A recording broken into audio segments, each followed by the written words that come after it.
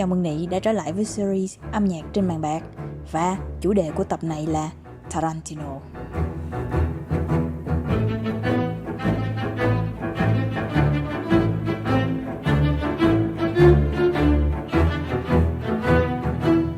Quentin Tarantino, người được mệnh danh là quái kiệt Hollywood bởi phong cách làm phim độc đáo có một không hai.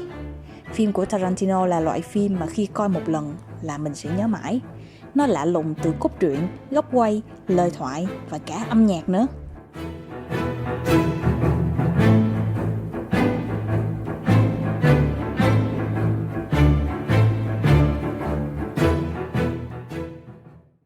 Khác với đa số các đạo diễn khác, phim của Tarantino thường không sử dụng âm nhạc từ một đạo diễn cố định nào cả. Chính Tarantino sẽ tự lựa chọn nhạc phim từ những bản nhạc có sẵn, rồi biến tấu nó theo câu chuyện của mình. Thay vì có phim trước rồi mới chọn nhạc, Tarantino lại làm ngược lại. Ông sẽ nghe nhạc trước rồi mới sáng tác nhân vật dựa trên bản nhạc đó. Ví dụ như với bản nhạc và nhân vật này.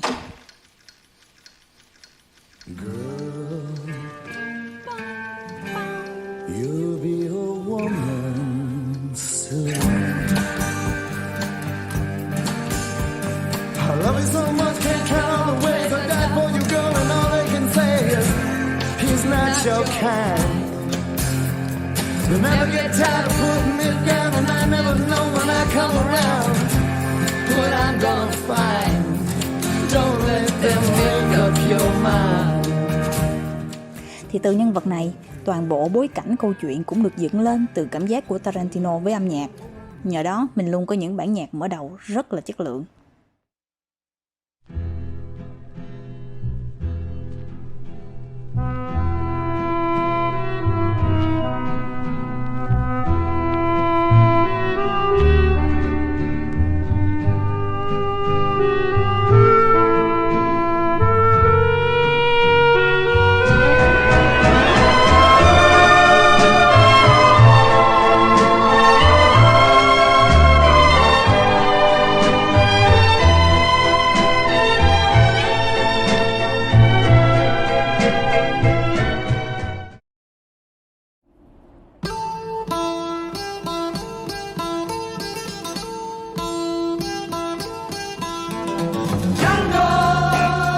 Django, have you always been alone?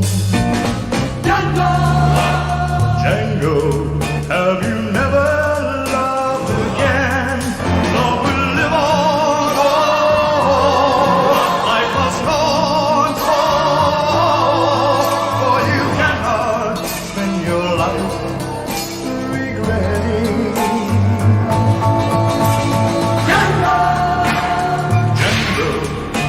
Must face another day.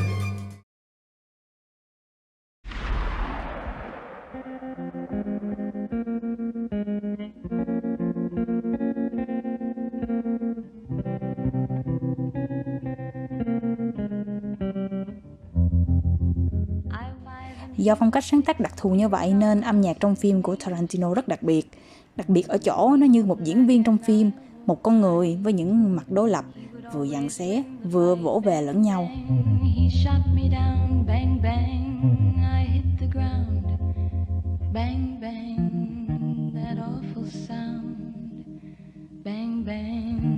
Một trong những mặt đối lập thường thấy nhất trong âm nhạc của Tarantino là sự đối lập về thời gian. Ông có một khả năng rất đặc biệt là tìm những bản nhạc cũ, ít người biết đến, rồi mang nó ra ánh sáng, đến với một khung cảnh vô cùng mới mẻ.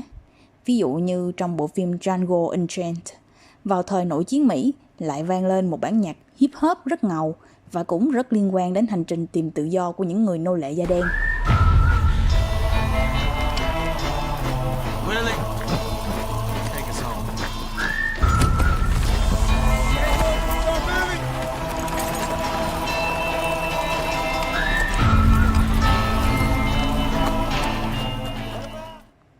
Một bộ phim khác với bối cảnh Thế chiến thứ hai, Inglourious Basterds, nhưng Tarantino lại dùng một bản nhạc rock đậm chất hiện đại của David Bowie cho phân cảnh nhân vật nữ chuẩn bị đi báo thù.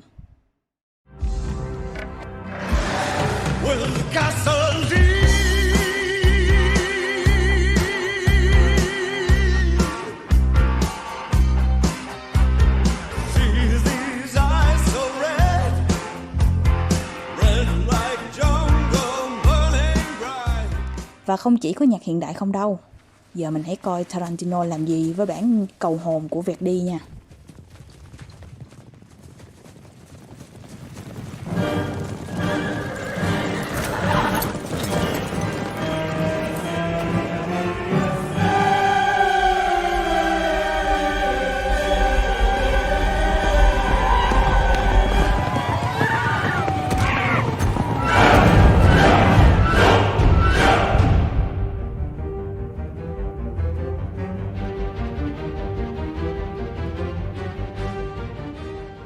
Một điểm đối đập nữa trong âm nhạc của Tarantino là sự tương phản về nơi chốn. Ví dụ như cảnh đấu kiếm giữa Oren Ishii và cô dâu trong phim Kill Bill. Một trận chiến trên tuyết giữa một cô gái tóc vàng và một sát thủ người Nhật. Nhưng lại có phần âm nhạc mang âm hưởng flamenco pha trộn với disco.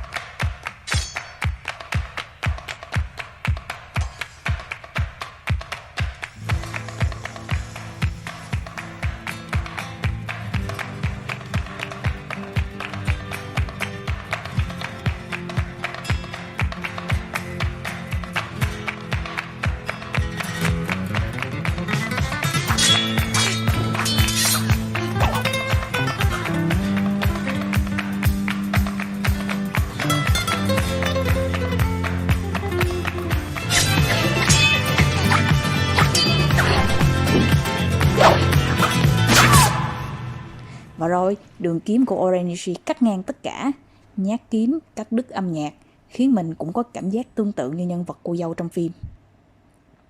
Một cảnh khác trong Inglourious Basterds cũng không kém phần thú vị. Một hình tượng người hùng trong Thế chiến thứ hai bước ra trong bóng tối. Với âm nhạc lại mang đậm phong cách spaghetti western, với ảnh hưởng cao bồi chất Ý của nhạc sĩ Ennio Morricone.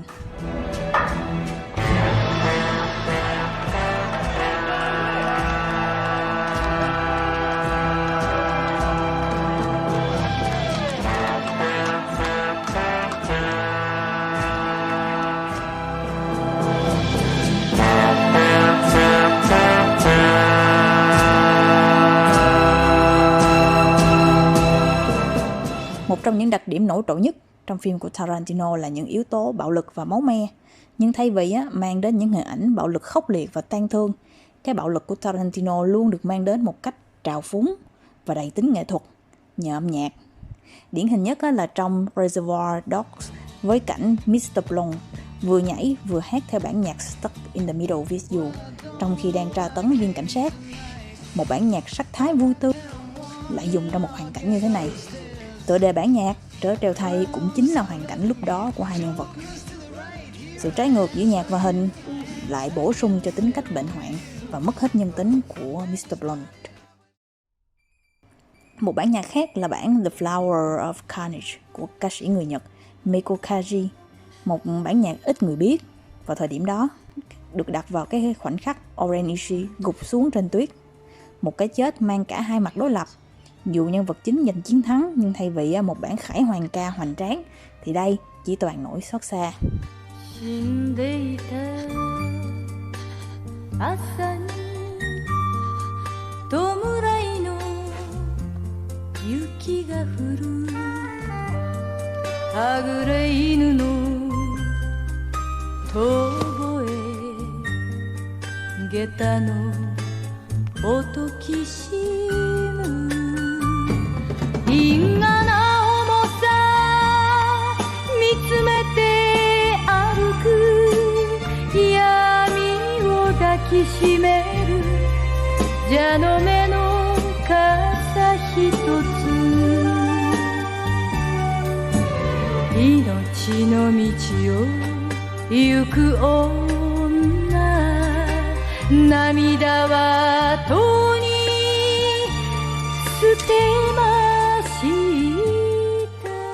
Một cảnh ấn tượng khác là cảnh cuối phim Django Unchained khi nhân vật chính tiêu diệt những kẻ đã hãm hại mình. một bản nhạc quá ngầu cho một vụ nổ. It's the guy who's the talk of the town with the restless guy. Don't you bother to fool him around. Keeps the varmints on the run, boy. Keeps the varmints on the run. Một lần nữa, bạo lực và nghệ thuật lại gặp nhau. You know something, you bitch? I think this just might be my masterpiece.